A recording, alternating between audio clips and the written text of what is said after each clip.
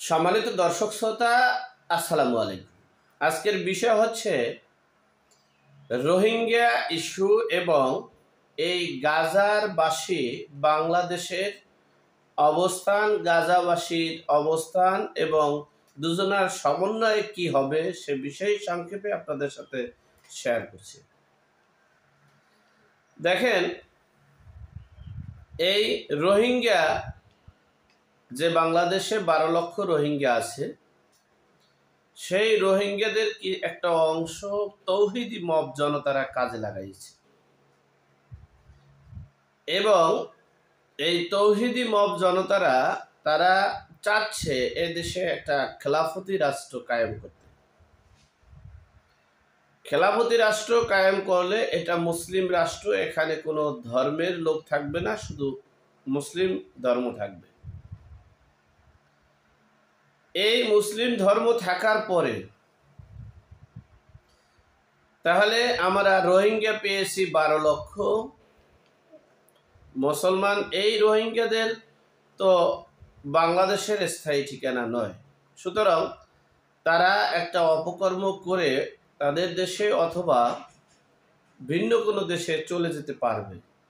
তাহলে তাদের জন্য অপকর্ম একবারে সহজ।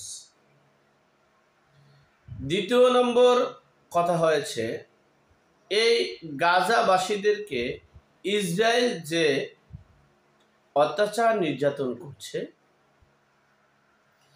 এতে গাজাবাসী সহ সকল মুসলমানের ভিতরে মনের ভিতরে একটু অনুতপ্ত হচ্ছে। গাজার চতুর্দিকে, ইসরায়েলের চতুর্দিকে মুসলিম কান্ট্রি, ইসরায়েল রাষ্ট্রটার চতুর্দিকে মুসলিম কান্ট্রি, কোনো কান্ট্রির সাথে তাদের দ্বিধা দ্বন্দ্ব বা কোনো সংঘাত নেই। গাজাবাসীর কাছে কেন? এর পরের একটা বিষয় হচ্ছে, গাজাবাসী যে নির্যাতন নিপীড়ন করছে, প্রায় মুসলিম রাষ্ট্রই তারা মন থেকে, মানে প্রকাশ্যে বা জুলুম বা এরকমের সভা সমাবেশ না করলেও মন থেকে অনুতপ্ত। কিন্তু বাংলাদেশের তৌহিদি মব জনতারা এবং তাদেরকে যারা লিড দিচ্ছে, মানে বহিরা শক্তি যারা লিড দিচ্ছে, তারা ভাবছে যে আওয়ামী লীগের আমলে 12 লক্ষ রোহিঙ্গা আছে, আর আমরা যদি এই গাজাবাসীদের পক্ষে কাজ করি এবং শক্তিশালী অবস্থান নেই এবং বিশ্ববাসীদের কাছে জানিয়ে দেয়, শক্তি জানান দেয়, তাহলে গাজাবাসীও আন্তরিকতা হতে পারে আমাদের দেশে আসার জন্য শরণার্থী হিসেবে। আর আন্তরিকতা হলে আমরা সিস্টেমে আমরা 10 থেকে 12 লক্ষ গাজাবাসী বাংলাদেশে আনব। এই গাজাবাসী আর এই রোহিঙ্গা তারা মিলে যদি বাংলাদেশের সকল অন্য ধর্ম অবলম্বীদের কতল করতে পারে, মানে এদেশ থেকে তাড়াতে পারবে। আমরা যেটা বাঙালি, আমরা যারা খাস বাঙালি, আমরা পারব না। তাহলে এই তৌহিদি মব জনতারা এবং তৌহিদি মব জনতার মানে অন্য রাষ্ট্রে বসবাসকৃত যে শক্তি, তাদের মদদে তারা এই ইসরায়েলের বিরুদ্ধে একটা যে প্রতিবাদ, এই তীব্র নিন্দা প্রতিবাদের যে ডাক দিয়েছে, সেই ডাকের মাধ্যমে এই দেশের লুটপাট, নৈরাজ্য, চাঁদাবাজি, দখলবাজি এবং সব ভাঙচুর করছে। এগুলো করার তাদের উদ্দেশ্য হচ্ছে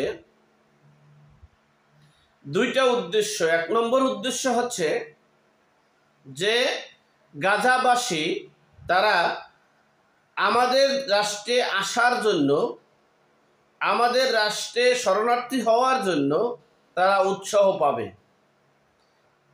আর একটা পদক্ষেপ নিচ্ছে, যেমন আমাদের আইন মন্ত্রণালয়ের মন্ত্রী সাহেব ও আসিফ নজরুল সজীব ভুঁইয়া সাহেব, এই দুই মন্ত্রী একটা পদক্ষেপ নিয়েছে যে আমরা যদি এই কাজটা করাতে পারি তৌহিদি মব জনতা দিয়া, তাহলে যেমন ইসরায়েলি পণ্যের কথা বলে মার্কিন যুক্তরাষ্ট্রের পণ্য যদি আমরা নিষেধাজ্ঞা দিয়ে থাকি, তাহলে ডোনাল্ড ট্রাম্প তো একজন ক্ষিপ্ত লোক এবং হঠাৎ সিদ্ধান্ত নেয় এবং যা সিদ্ধান্ত নেয় তাই করে। তাহলে দেখা গেছে আমরা যদি মার্কিন যুক্তরাষ্ট্রের, ওনারা কিন্তু বুঝে শুনেই এই মানে ইসরায়েলি পণ্য বলে যে পণ্যগুলো 12টি না 15টি পণ্যগুলো মানে ব্যবহারের নিষেধাজ্ঞা এবং ক্রয় করার নিষেধাজ্ঞা দিয়েছে, বলেছেন যে এটা বর্জন করতে হবে। তার মানে তারা একটা প্ল্যান করেছে মার্কিন যুক্তরাষ্ট্রের এই যে KFC সহ অনেক প্রোডাক্ট আছে, এইটা যদি করা হয় তাহলে দেখা গেছে ইসরায়েল তো গাজার সাথে মানে যুদ্ধে সম্পৃক্ত হয়েছে দখলের জন্য। অপরদিকে ডোনাল্ড ট্রাম্প যদি ক্ষিপ্ত হয়ে বলে যে ওরা তো তৌহিদি মব জনতার রাষ্ট্র হয়ে গেছে, ওখানে খেলাফতি রাষ্ট্র কায়েম করতে যাচ্ছে, আর ওখানে মুসলমানের দেশ বাংলাদেশ 93% মুসলমানের দেশ, সুতরাং ওখানে ওটাকে বের করতে আমাদের খুবই কষ্ট হবে। সুতরাং আমরা সীমান্তের শেষ প্রান্তে এই গাজার শরণার্থীদেরকে বাংলাদেশে ঢুকিয়ে দিব। তাহলে দেখা গেছে ডোনাল্ড ট্রাম্প এই ক্ষিপ্ত হয়ে এটা সিদ্ধান্ত নিতে পারে। অপরদিকে তৌহিদি মব জনতার টার্গেট গাজাবাসী যদি কিছু শরণার্থী এখানে আনতে পারে।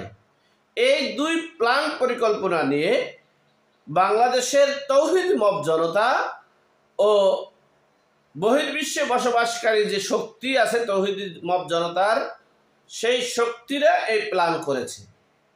আমি জানি না বাংলাদেশের এই প্ল্যান কার্যকর হবে কিনা, কারণ হচ্ছে আমার মানে ধারণা, যদিও ডোনাল্ড ট্রাম্প ভারতের সাথে সুসম্পর্ক ভালো আছে, শেখ হাসিনার সাথে আছে ডোনাল্ড ট্রাম্পের মানে সিস্টেমটা, সেক্ষেত্রে তৌহিদি মব জনতার উদ্দেশ্য, আসিফ নজরুল সজীব ভুঁইয়ার উদ্দেশ্য 50-50 ধরে নিতে পারেন।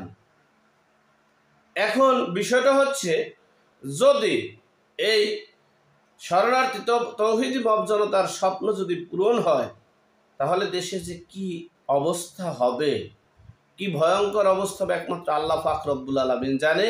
সে বিষয়ে আমি একটা ভিডিও অলরেডি করেছি, সেই ভিডিওটা আপনারা এই ভিডিওর পরে পাবেন। আল্লাহ আমাদের সকলের বিপদ আপদ বালা মুসিবত থেকে হেফাজত করুক, আমিন। আসসালামু আলাইকুম।